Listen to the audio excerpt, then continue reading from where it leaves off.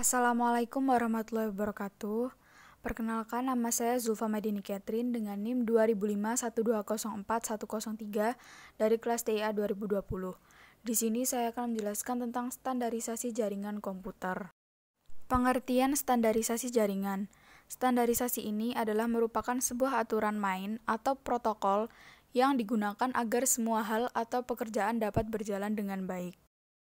Manfaat standarisasi jaringan yang pertama, agar dapat digunakan banyak orang. Maksudnya, sebuah handphone harus memenuhi standar atau kriteria tertentu untuk dapat digunakan seperti frekuensi sinyal yang dimilikinya, kartu SIM apakah yang bisa dipakai dalam handphone itu, dan lain sebagainya. Yang kedua, memudahkan komunikasi satu sama lain.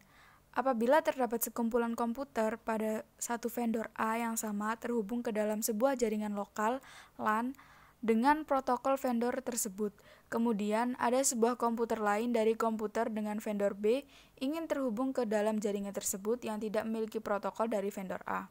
Tentu, komputer dari vendor B mengalami kesulitan untuk terhubung. Yang ketiga, memudahkan dalam melakukan pekerjaan.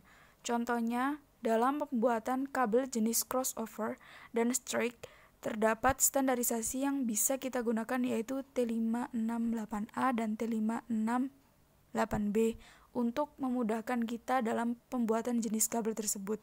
Apabila tidak terdapat standarisasi tersebut, tentu kita akan sedikit bingung dalam pembuatan kabel tersebut. OSI model. OSI merupakan kependekan dari Open System Interconnection. Secara teoritis, OSI layer memiliki nama OSI Reference Model for Open Networking, atau yang dalam bahasa Indonesia dikenal dengan istilah model referensi jaringan terbuka. Saat ini, model OSI sudah menjadi standar model arsitektural dalam sebuah jaringan komputer. Sesuai dengan namanya, OSI layer berarti merupakan lapisan-lapisan. Bentuk lapisan-lapisan inilah yang nantinya harus dilewati oleh paket data. Proses transmisi melewati OSI layer ini terjadi setiap kali paket data akan ditransmisikan, baik itu transmisi paket data server serta transmisi paket data menuju klien. Jadi, apabila dilihat dari kasat mata, OSI layer terdapat di dalam komputer server dan komputer klien. OSI layer ini dibuat dengan tujuan agar setiap paket data dalam sebuah jaringan bisa melewati layer tersebut sebelum pada akhirnya bisa saling terkoneksi. Jadi, ini merupakan gambaran OSI layer. Ada 7 layer, yaitu yang pertama application, presentation, session, transport, itu masuk ke host layer.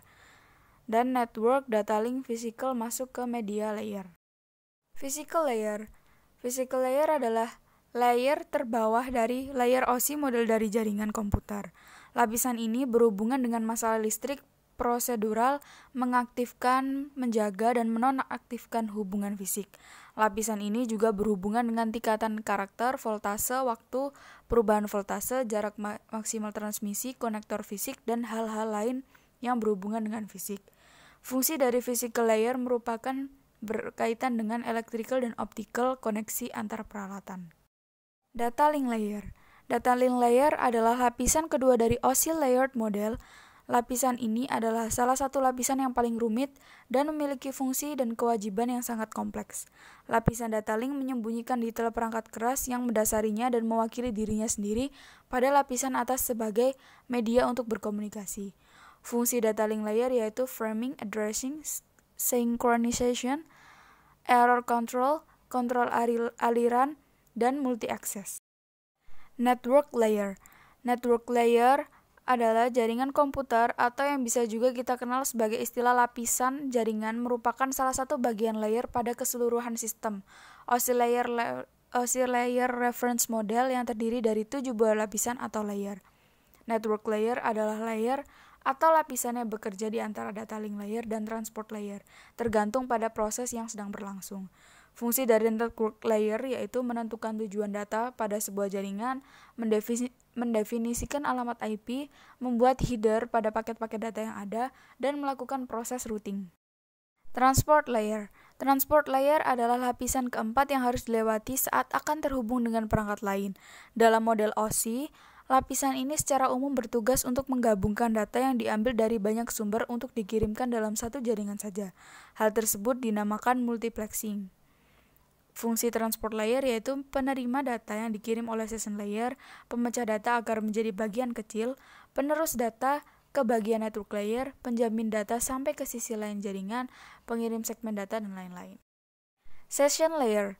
Session layer adalah layer atau lapisan kelima dari keseluruhan lapisan OSI layer pada saat user menerima data dari sebuah jaringan dan bertindak sebagai layer atau lapisan ketiga ketika terjadi pengiriman sebuah koneksi atau paket data, atau peran sebagai transmitter.